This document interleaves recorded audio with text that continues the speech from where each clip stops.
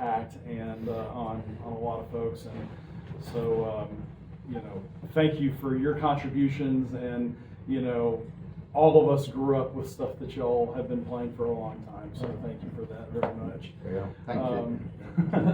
So we're going to kind of do this a little informally. We'll have kind of a Q&A session, the latter part of it, but I figured we would just kind of have a little bit of an informal chat about y'all's career and just kind of, I kind of figured we would start with just generally, how did you guys end up crossing paths? I read an interesting story, but I'd like to hear it from y'all's mouths about how y'all ended up becoming friends and how things kind of got kicked off.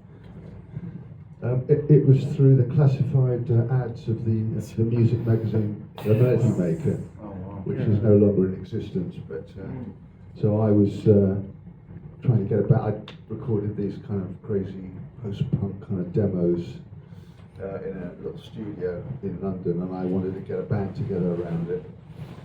So I put this ad in the Melody Maker, sort of put everything I had into it, and the idea was to make me look kind of important, even though I was not remotely important.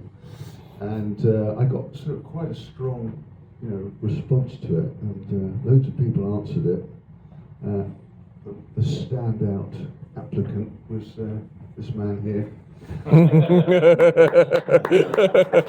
devised this sort of quite complex kind of chord sequence to put the guitar players through their paces, see who could handle it. Most of them couldn't. Jack sort of learnt it in about 2 seconds and played it perfectly. So it was just a very easy decision, that was. And then we just, that wasn't actually Wang Chung, it was a sort of earlier band called, well, didn't have a name at the time. Ended up being called The Intellectuals, spelt wrongly with a K. But, and then that was the beginning of our association, and it just kind of went from there. Yes. What genre would you say this initial band was? It was definitely sort of inspired by punk, but I'd sort of done these demos. I remember playing them to Jack, and I think he said that he liked the fact that they were like punk songs, but with really weird sort of jazz chords. So I think he quite liked the kind of weird collision of styles in those tracks. Yeah, that did appeal to me, the fact that you had C major 7 chords in this punk song. And I guess, so I did the audition, but then of course to work together you need to get to know each other a little, and I found that Nick's music taste was interesting, because as well as we were both obviously interested in the punk bands that were happening at the time, and they were the sort of flavour, as it were, that we were trying to imitate necessarily. You sort of follow the circus the way it's going, But I like the fact that he was into Frank Zappa, and he was into Chaka Khan, and Little Feat, and Todd Rundgren, and the Tubes, and bands that were had a sort of prog aspect to them almost, and certainly a jazz aspect to them. So it was that sort of slightly left field set of tastes that we both shared that made things so interesting. Back then, I feel like the punk bands, really, it was kind of central to the UK, but then there was very much a New York American scene going CBGBs. on. I feel like that these bands were really feeding off of each other at that time and inspiring each other back and forth in a way. Well, I don't think there was a sort of punk scene here generally. The Ramones obviously were. Ramones in New York. The band that kind of came across and Got to see that. and then made it more in the UK, and then came back to New York, I guess, and were more successful then. But I guess here that sort of punk revolution had to wait until the end of the 80s, in the sense with Nirvana and Guns N' Roses, those sort of bands. I suppose bands like Talking Heads, early Talking Heads. I remember seeing in London, there's a show with Talking Heads being supported with the Ramones, I think it was, and it was kind of a pretty mind-blowing gig.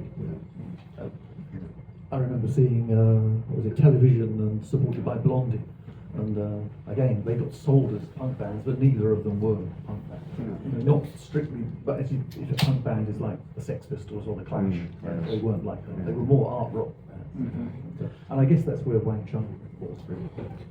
Yeah, because I think we've all, both Jack and I, love American music, and there's certain bands that we again share, you know, bands like Little Feet and stuff. So I think that there was this kind of appreciation of American elements of music. So I think we managed to sort of maybe feed those back into what we were doing in our sort of new wave post-punk kind of style.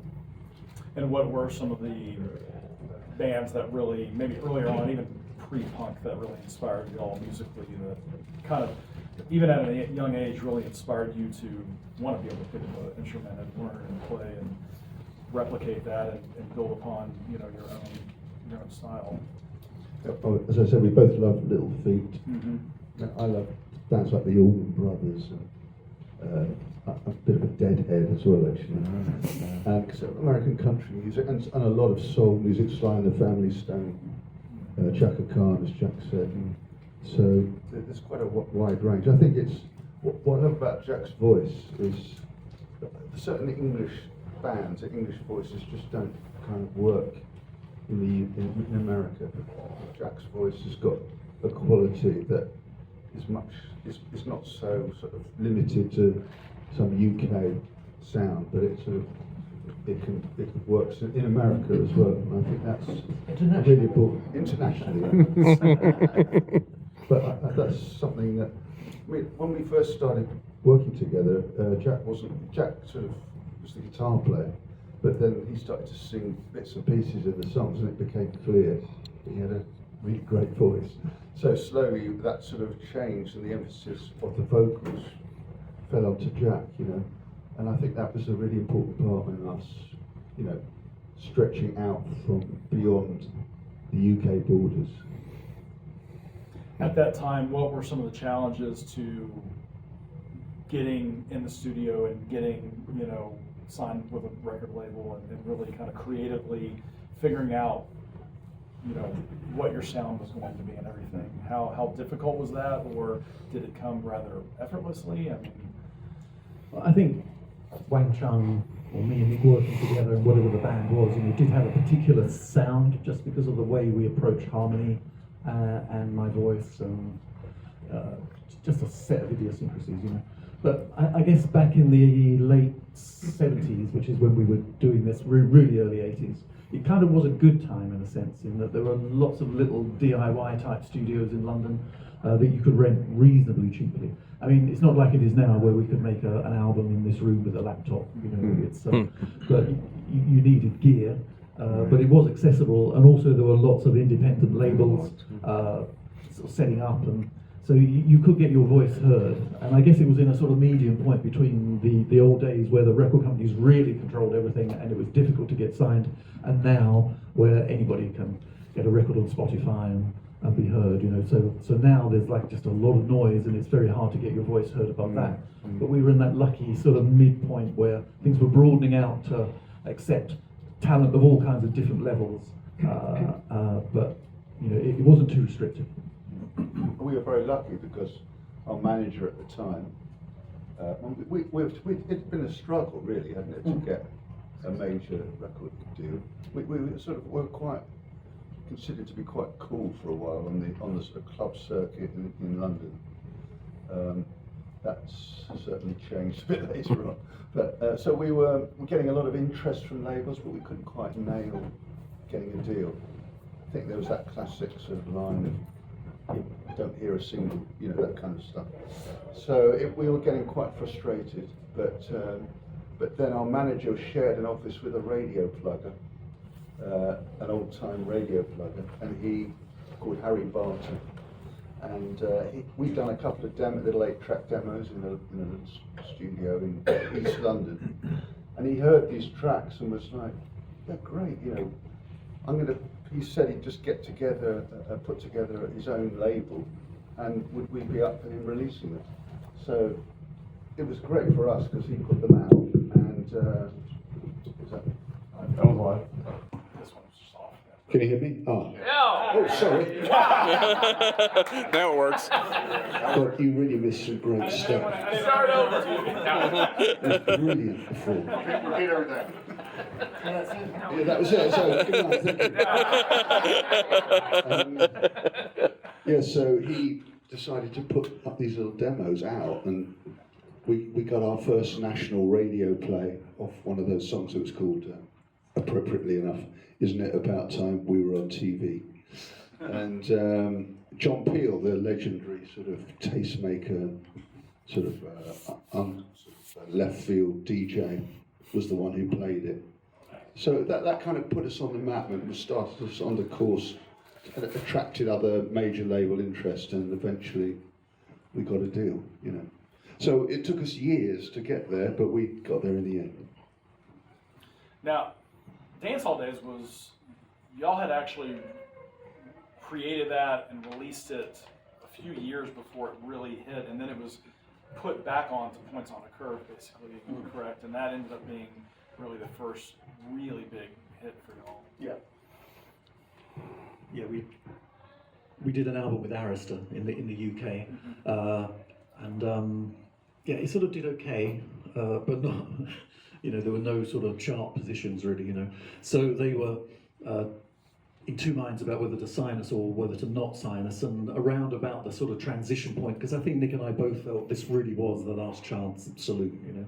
And then somehow the cavalry came over the hill with Dance All Days, you know. So we recorded it, did a demo of it, and it was liked, you know. And we were big fans of Talk at that time, and Tim Freezer, yeah, what's his name? Tim Freeze Green, that's it. And so we thought, yeah, work with him. He's a sort of arty guy, you know. And he did a version of it. But I remember working with him. It was painful working with him, you know, because he was so willful about the whole thing, and wanted it. He wanted to make this quirky English pop record, and Dance All Days for me was not that. It was more sort of international, you know. And that there was a particular set of sounds that I'd always heard. I think we both did, about how that record should sound, you know. And what Tim came out with was nothing like that, you know. So we were in this sort of slightly difficult situation of having recorded the song for our record label we didn't really like, and a shit version of it as well. But we managed to somehow, by I think really working with a new manager, he'd sweet talk the Arista into A, letting us out of the contract we were in, and B, letting us take Dance All Days with us. That enabled us to sign to Geffen Records in Los Angeles, and to re-record the track with Chris Hughes and Ross Cullum, who just come off the back of working with Tears for Fears on The Hurting. And so they were much more attuned to what we wanted to do. So there are two versions of the music video for Dance Hall Days. There's the Wizard of Oz version, and then there's the more polished. You can tell that it was shot maybe a year or two later. It just felt a little bit more mid-'80s in a way, I suppose. I don't know if it was probably no more than a year later. I would have thought. Less. But yeah, it was quite. It's very different, yes. Yeah, I think it's much more. If you heard the demo, which by the way is on our forthcoming Greatest Hits album, but we'll get to that later. But you can hear there's a real relationship between the demo and the version that everyone knows, as opposed to the shit one that Jack's talking about. So the change in video, that was a result of the record label change as well, going to Geffen? I think really it was, we were casting around for directors, and we met with Derek Jarman, who was an English movie director, really. He was gay, very active on the gay scene, and he was using rock videos really to finance the sort of art movies that he was making. And we met up with him in London and really got on with him, actually, because he was a very creative guy, and I could see he was sort of visualizing us in a certain way, you know. So we worked with him on this video, and he had a sort of whole vision of, you know, like the Wizard of Oz thing. And but it was also that his father had been one of the first people to own a colour movie camera, like a colour cine camera. And he had some of that footage in his attic or wherever, you know, and incorporated it into Dance All Days. Because what he got about Dance All Days was that it's a song that's about nostalgia, in a way. It's about the past. And so, you know, the Dance All Days video that he did has got footage of him as a baby, hasn't it, with his mum and dad in Scotland, I think. And also there's footage shot at the Chicago World Fair, I think. The synchronized swimmers. The synchronized and divers, swimmers, yeah. exactly, yeah. Some RAF footage as well. They used to be in the Royal Air Force. Yeah, yeah. So it's a fascinating video, and then of course we're, you know, dressed like we're out of Brideshead Revisited. Yeah. for some of it, and like the Wizard of Oz for the rest of it. And I think basically when the guys at Geffen saw it, they were like, "Oh no, What have we signed? this is never gonna." Yeah, so they got Americans don't like it. Yeah, exactly. So they got another director who was English as well, actually, a guy called Danny. What's his name? Danny Kleinman. Danny Kleinman. I was going to say Danny Elfman, but it wasn't him. Oh, And he was he actually gone on to he does all the title sequences of the James Bond movies. Did you know that? Yeah. So there we go. You learned something today. You did well. So he directed the another version of Dance All Days, which is you're probably more familiar with that, with the mirror ball and all that stuff. Yeah. So and that's the one that sort of really blew things up for us with MTV and everything. Yeah. Speaking of movies, y'all have had a significant impact on film soundtracks from the 80s.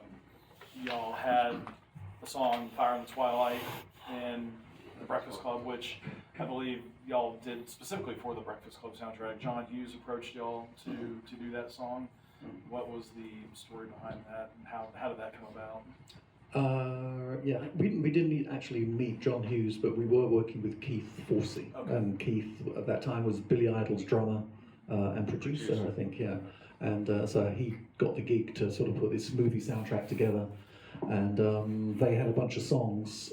This particular one, I forget what it was called originally, but they presented it to us, and we sort of, like we do, messed around with it a bit and changed the lyrics and put an extra bit in the middle and all that stuff, you know. Wang Chung did. Wang Chung did. Yeah. But essentially, it remained this sort of slightly punky, rocky song, you know. But what I recall about it is recording it, you know, with Dance All Days, Points on the Curve, that album. You know, we were in Abbey Road in London for at least 9 months when we were working on that, and every day it was meticulous work. You know, just trying to make sure the hi-hat was in time, and and then going back to it a week later and redoing it all. And so it's whereas with Keith Forsey, I think we did the whole track in a day, didn't we? In a studio in LA, and his idea of producing was to be not in the room most of the time and to walk in with a glass of brandy in one hand and a bag of coke in the other and go, "That sounds amazing, man." It was literally the opposite, wasn't it? As what we'd been, because we were also in Abbey Road for Points on the Curve. We were using sort of state-of-the-art technology, that Chris Hughes and Ross Cullen brought as our producers were brought to the table. So Chris had a Fairlight. So we were getting into sampling and all sorts of and synthesizers and electronics as well as real playing. So and even though it was machine-driven, I suppose, it was still in an early stage. So everything took forever, And so working with Keith Forsey, yeah, as Jack said, it was completely different. It was almost like, well, when are we going to start the real work, But it turned out okay. Would you say it's more challenging working with somebody who's already because Keith, a lot of people don't realize that, Don't You Forget About Me was a huge hit for Simple Minds, but Keith wrote that song. That was his song and not something that Jim and Charlie had done.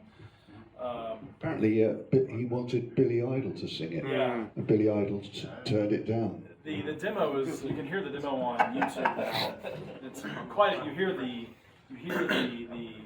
common thread through the song, but it's a very different song than what it turned out to be. But would you say, is it more difficult trying to work with music that somebody else has kind of conceived versus you're in a room, or studio working completely from scratch, trying to develop your own music, with no other guidance whatsoever?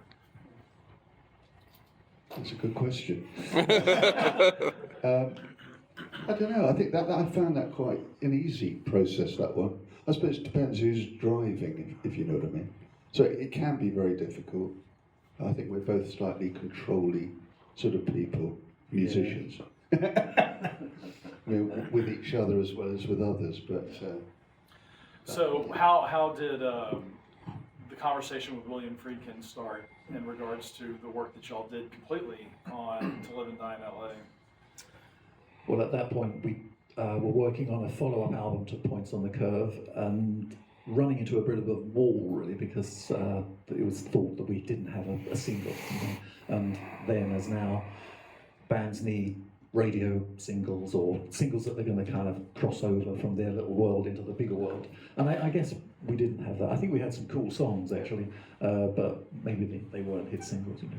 So we started work again with Chris Hughes, and but he kind of said, take some more time to write, you know. So we were basically sitting around in London waiting for inspiration to strike, which is always a terrible place to be. Well, not London, but waiting for inspiration to strike. And so I went to, you know, one day I was visiting a friend of mine and the phone rang in his apartment, and it was for me. And it's hard to imagine now with mobile phones that taking a phone call in somewhere that wasn't your house was quite weird, you know. And also it was from LA, and this woman said, you know, will you be at this number in half an hour? William Friedkin wants to speak to you. So I sort of thought, I didn't really know who William Friedkin was, but I imagined he was from the record company or something, you know. So anyway, Billy, as we now know him, called up and talked about that he was working on this movie called To Live and Die in LA, and that he loved Wait, which is a track on Points on the Curve with a particular kind of character to it. And he said, I'm using that track as I watch the film that we shoot during the day, the rushes. I play that track, you know, just to give me the atmosphere. And I've got kind of addicted to that track. That's what I want as the soundtrack. So I remember him saying, I want you and your band, Jack. And at that point, our drummer Darren had left. So my band was him. To go into the studio and just create an hour's worth of music, just like Wait. I don't want any songs, I just want instrumental music. So I thought, okay, we can do that, you know. So that's how it began, really, a really out of the blue phone call. We hadn't solicited for movie soundtracks, and in fact, Geffen at the time didn't want us to do it because they were so kind of anxious that we should stay focused on trying to write this hit single. I mean, for us, it was like an absolute godsend, because we were under a lot of pressure to deliver a hit single. So to get this, just the job itself was so exciting anyway. But for us to be asked to do an actual score with no vocals, with, you know, no vocals, kind of gritty, quite dark sort of style music, as opposed to 3 minutes of pop joy. You know, it was the opposite, and I think it was incredibly exciting and refreshing for us. And ironically, it sort of cleansed our palate, I think, to move on to write some pop stuff again for the next record, you know. So it was good from every point of view. Definitely a right place, right time kind of experience. So, which led to Mosaic, about what year? I think it was a year afterwards, and everybody had fun tonight. It hit number 2, I think, on the Billboard chart. Actually, it was it was a huge song. It really was, in my opinion, one of the ultimate pop 80s songs. Honestly, it's something everybody knows. And was that song something that y'all had kind of already been working a little bit towards? As you said, you were striving to kind of get that next single, that next big hit, or did it really come out of what y'all had been doing so differently with To Live and Die in LA? Nick and I used to get together in his flat in London, in Finchley Road in London, and we play each other songs, because we don't sort of write together. We come up with ideas separately, and then we come together to sort of shape the ideas. You know, and sometimes we don't write together at all. Some songs are just individually written by one or other of us. But quite often we come together at some point, and you know, Nick will add some chords to what I've done, or I'll write some lyrics to what he's done, you know. So we had one of these sessions, and towards the end of the session I remember Nick playing this chord sequence with the lyrics, everybody have fun tonight, you know. And I was like, well, that's really good. So funny, because Jack is quite, you know, he's not an easy man to please sometimes. Hard to believe that. I know, he seems so Easy nice. going. But he's very sort of, yeah, it's all right. Yeah.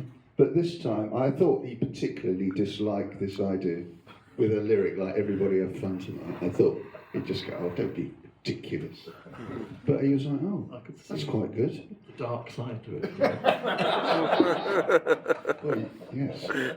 So he really responded to it, and then we sort of worked up a sort of quite a slow tempo version, a bit sort of Hey Judy kind of, Hey Jude. Because my sense is that it should be ironic, really, because it's like, how can everybody have fun in a world like this? That's why I sort of wanted to get across. Really. But we did the demo, which I remember we did it at Christmas, didn't we? Because it had all sort of Christmas bells on it and stuff. It was totally mad, really. But when we played it, when it came to sort of working with the producer, we played it to Peter Wolf. He was the guy we decided to work with. Peter had done work with Starship most recently at that point for doing We Built This City on Rock and Roll. Yes. So anyway, we played the song to Peter, and he was like, "This is brilliant. But we got to work on it. It's got to be a party record." And I was like, "Well, no, you don't understand. It's meant to be a ballad." Yeah, but the other very fortuitous bit was the fact that when we were doing this slow demo, towards the end of the song, Jack sort of ad-libbed "Everybody Have Fun Tonight," then he went "Everybody Wang Chung Tonight." It was a little throwaway idea on the demo, but when we played it to Peter Wolf, the producer, he was like, "That's brilliant! Everybody have fun tonight, everybody Wang Chung. That's got to be in every chorus." And speed it up and rewrite it. So that's what we did. And we sold a million. Yeah. And that's what you all know and hopefully love. Let's Go was another big hit off of that album as well. That was quite a very popular song. Also. I mean, it was just a great album. As the 80s went on, did it become more challenging as grunge started slowly kind of easing its way into the industry to, keep up or stick with what y'all wanted to do what you wanted to do, knew who y'all were as a band? I feel like, there are a lot of bands, it's hard to evolve sometimes, and so what was sort of the challenge going into the 90s? Well, I think because we did one more album in the 80s called The Warmer Side of Cool. That was recorded in sort of 88, wasn't it? Yeah. So that was pre-grunge. Yeah. So I don't think we've been affected by that yet, but there was I know you specifically wanted to give this album more of a rock sort of flavour. That maybe we'd gone very pop with Everybody Have Fun Tonight. And I think there's a sense of let's rebalance things a bit. So, but then the first single that got released from that album was a song called Praying to a New God, which actually sounds pretty good these days, but it was considered by the sort of Bible Belt radio stations as a kind of us exhorting people to, pray to not in Jesus or, but it wasn't about religion at all. It was about sort of consumerism and money. So I think that really stopped it sort of taking off in a way that would have helped us to really establish ourselves with this more rock flavour. But I think the times they were changing as well, and Guns N' Roses and Nirvana were both signed to Geffen. So Geffen was in a sense pioneering this whole change in the climate. And Wang Chung just wasn't. I think we would either have had to have embraced the sort of grunge aesthetic, which would have been difficult, or we would have had to have gone more towards kind of hip hop and sampling and some sort of Massive Attack or Portishead type aesthetic. And again, certainly I wasn't into that. It was only much more in the mid-90s that I started to get into that. I think Nick was much more aware of the fashions at the time, but I was, as always, trying to make a prog record. So I guess let's fast forward to how things have been going over the last few years and what you guys have been up to. You mentioned that y'all have got a new compilation coming out soon, right? Yeah, we've got this sort of retrospective greatest hits. What would you call it? Retrospective. So that's all the hits and plus some unreleased stuff and demos like Dance All Days. It's a nice package. It's called Clear Light, Dark Matter. It's coming out early next year. And then we've also, because we've been touring a lot this year, we've been 4 or 5 months on the road, mainly in America and Canada. And when we were in Toronto, we recorded a live album at the El Macumbo Club in Toronto, which is this legendary club that the Stones played at and released a live album from. So then that's turned out great. We're really excited about that. So that's going to come next year as well. And then we've also got a remix of Everybody Have Fun Tonight that's out now, actually. It's just come out by a remixer called Eric Cupper. Is that the right pronunciation? Yeah. Eric Cupper, which is really good. Check it out. We actually like it. Jack doesn't like remixes, but he likes this one. So, I like it, but this is it's really good. I think you'll like it. Well, I guess for the last little bit of time we have left, maybe we'll see if there's some questions from the audience, and we'll just kind of go a little at a time. So, start with this gentleman. Idea of this name that had absolutely nothing to do with rock music, you know, and that it was sort of wrong foot everybody. Dumbass like I was, I thought that was a good idea to wrong foot everybody, you know. So, so we chose it in a sort of whimsical kind of way, and then it was in a way stuck with it. In terms of other names that we had, I seem to remember the name Gloria. God, I've forgotten about that. Just because I thought it was a good idea until I suddenly realised it wasn't, and it just sort of stuck in my head as I said, like, you can be an idiot sometimes. Yeah, I clearly erased that dreadful item. Yeah, not necessarily like the initial, like what name should you choose, but when you first started, someone told you supposedly that you got to change the spelling. Did you? Yeah, well, I tell you what, Yeah. we were getting frustrated with it, but it was us who wanted to change the name.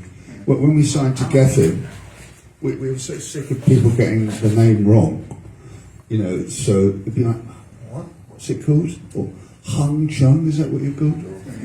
So we really got fed up with it, so, and we thought, let's make a fresh start, come up with a new name, and it was David Geffen who just signed us. David Geffen himself was like, "That's a great name. You don't change it.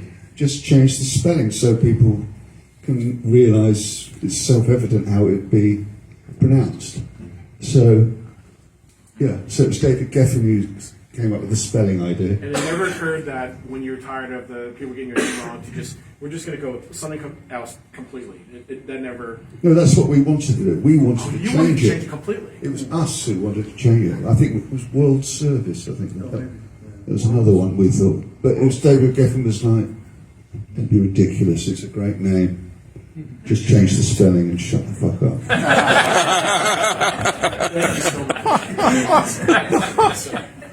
All right, we're going to go 40 years back. I was in the Meadowlands in New Jersey, and you opened up for the Cars. So that's why I first got exposure to you. Loved the music since that day. You mentioned punk, obviously, and Billy Idol, knowing him, I guess that's maybe some more of a contemporary feel and all that. But how did you connect with the Cars? Is it the record label? Did you know Okasic or somebody, or just how did that come about? A tour like that was a lot of bands wanted to be on the tour, you know, because it was such great exposure. You know, in those days, this is like 84. 84, you know? yeah. Yeah, so July of 84. there was no kind of blanket, you know, like MTV was starting up, but it hadn't really established itself, you know, and there was no clear channel and that sort of thing. So every city had its own radio station, had its own demographics, you know. So you really did have to be on tour. You had to go to every city, you know. So to go to a city with a band as big as the Cars, you know, playing Meadowlands as opposed to CBGBs, you know. I was there too. I grew up in New York, so yeah. Amazing. Yeah. So that was a great opportunity for us. So it was done at a very high level, I think. You know, it was nothing to do with us. You know, but obviously there was a kind of decision at that high level of bands that had a kind of sympathetic thing going on. You know? So us and the Cars was a pretty good match, I think, at that time. In fact, so many people have said to us at the time and ever since, actually, that they really, I think we really connected with the audiences, mainly because we were this relatively new, energetic band jumping around all over the place, and the Cars at that stage were very static and didn't want to engage with the audience. They were great. I mean, we were really into them, but so I think we were a real kind of contrast to them, and people still talk about that. You know? the cars were amazing, and they were running to syncopally, as I remember, sort of like in sync. So if one went down, the other one was playing. So technically, their show was state of the art, but they had this whole policy. When they finished a song, they would all turn their back on the audience and sort of wait, I guess, to, boot up the next song. Because in those days, again, computers had, memory was in short supply, so you had to sort of wait for everything to be ready, and then, and that whole gesture, I think, just really pissed everybody off. Do you know what I mean? The audience felt really ignored and alienated, And I don't know why they persisted with it, but they did. It didn't piss us off. Were there any songs of y'all's that y'all found to be difficult to perform live? Technically, I suppose. Yeah. All of them. Yeah.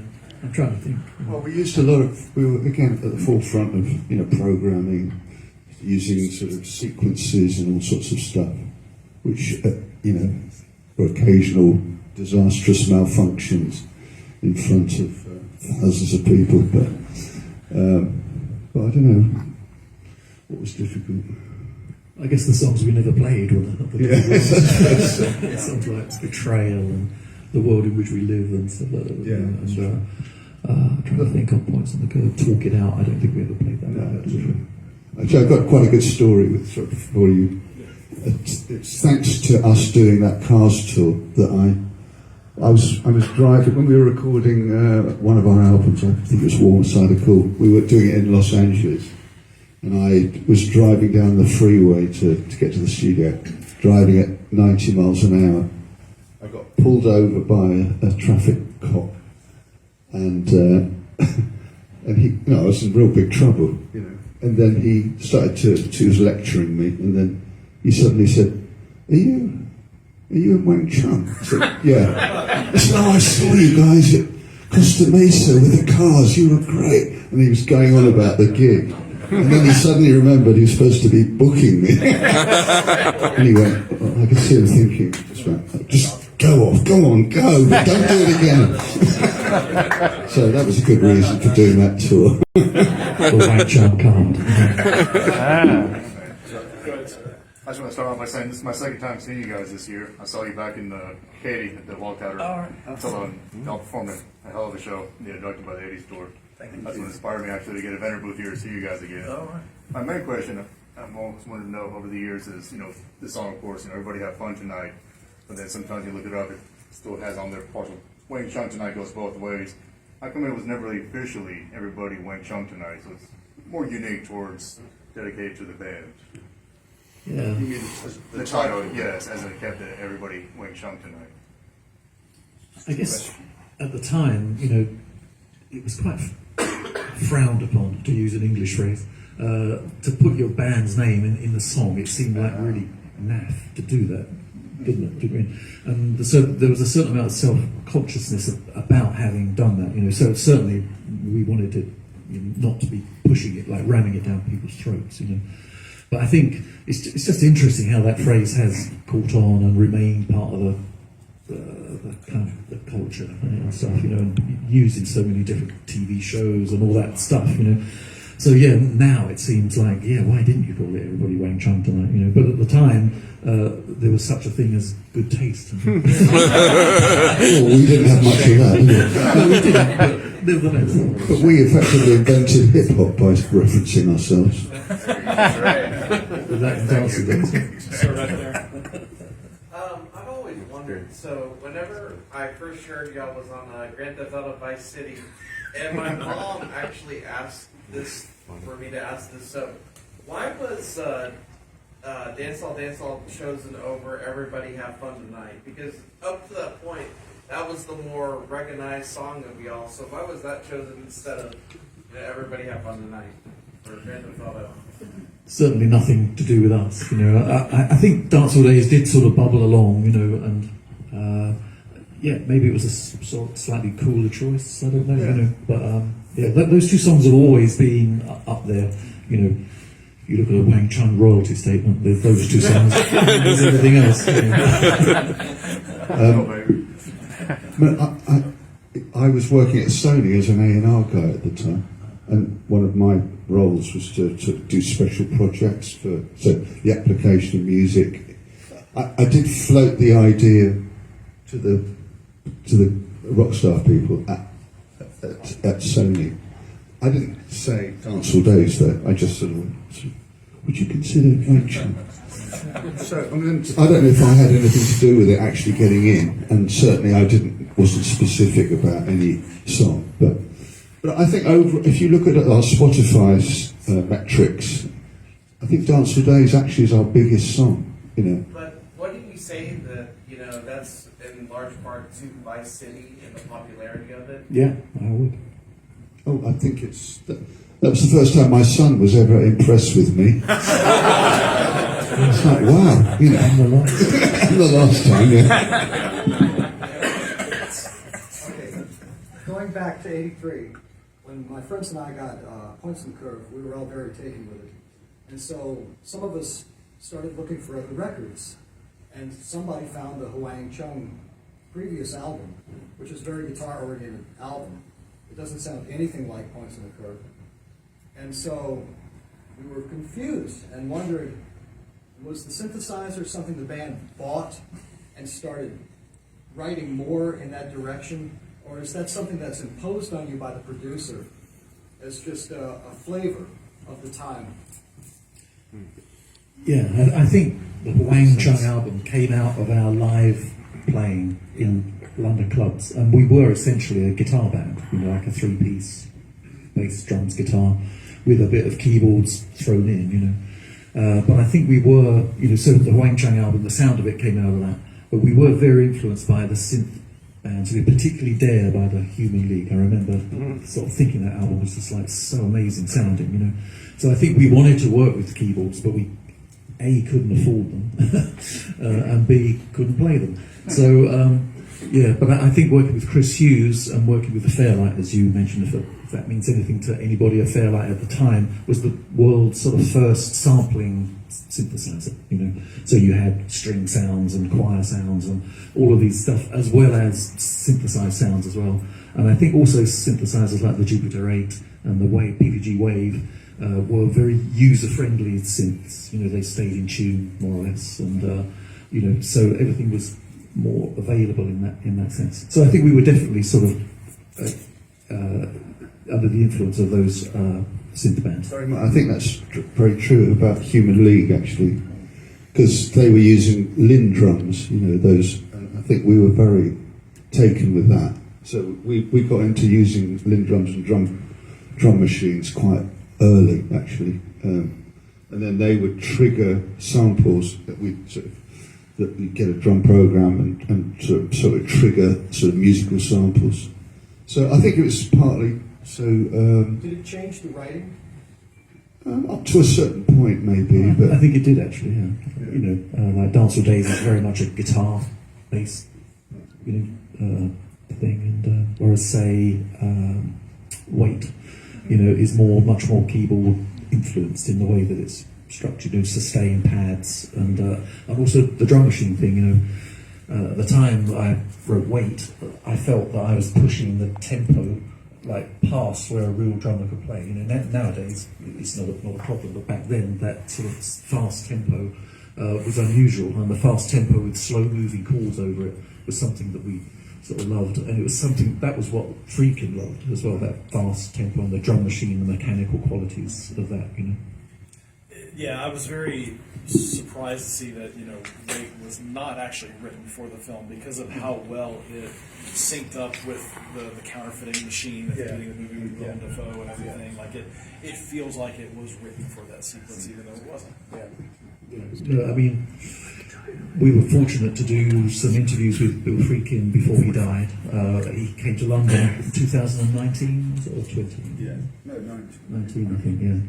And we did this thing at the King Charles Cinema in Leicester Square in London, where they showed the movie, and then Billy and me and Nick and this guy Mark Kermode, who's a sort of film critic in the UK, we did this Q&A session, and at that point I think Billy was being a bit over generous, but he did say that a lot of the editing of the film was done to the music as opposed to the way most movies are done, where they're sort of edited and then the music has to fit in with that. And I think that's what gives To Live and Die in LA a fairly sort of unique quality, and why the music shines so well in it, because part of the time the film moves at the pace of the music. You know.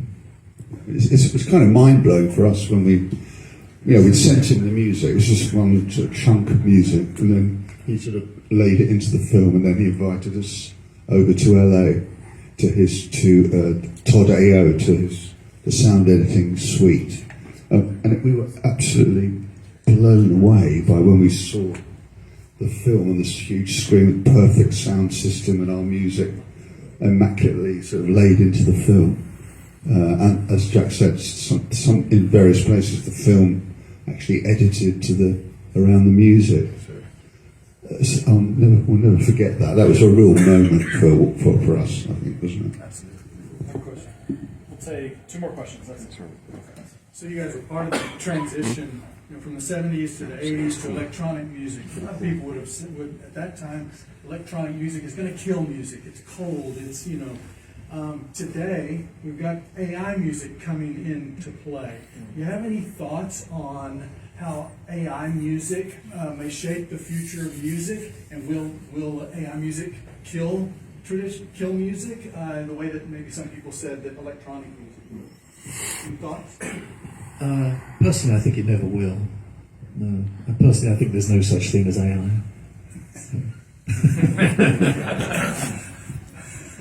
Yeah, actually, I agree with that. Because I think it won't kill music, and I think people will adapt and use it in a creative way. How that will manifest is yet to be seen, but I sort of think it will be used in some way. So I have faith. Who are some new current bands that you're excited about? Well, there's a band in the UK called Jockstrap, which is so when I was doing one of my solo records, I mastered it with a guy at a mastering suite in London, and halfway through the mastering thing, he said, "I got to play you this track by this band," and which I really did love, And essentially, it's a girl and a guy who both went to the Royal Academy of Music in London. So, but she's a harpist, I think. And so a lot of the tracks have got harp in them, but he's clearly a sort of genius with sampling and also time stretching things and stuff, because a lot of their music uses those sort of effects. So what they do is great, and from what I can see online, they do an amazing sort of stage show as well. So I think they're very audio visual, and the sort of way they're treating sound is very kind of state of the art and very kind of advanced sort of aesthetic about what sound is. I'm completely obsessed with Lewis Cole, who's like a jazz stroke. So I don't know what he is. He's a mixture of punk jazz, I suppose. He's ludicrously talented. He plays every instrument. He's an amazing drummer. His sort of sense of harmony, the chords he uses are just incredible. And I'm just dangerously obsessed with him, actually.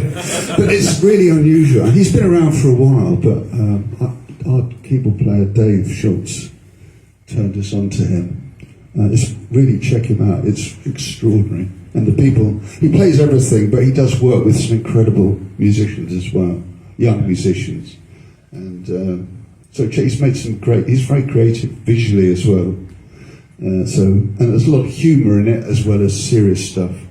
I suppose he kind of reminds me a little of Frank Zappa in the sense that he ranges from sort of humorous to kind of orchestral. It's a whole multimedia experience with him. So check it out, Lewis Cole. Thank you guys so very, very much for taking time to meet with folks this evening and give a little insight into y'all's incredible career. We are so excited to see y'all tonight. 9:30 in the Grand Pavilion. Y'all know where the stage is. We're going to have an awesome time tonight. So thank you. Thank you. Thanks, guys.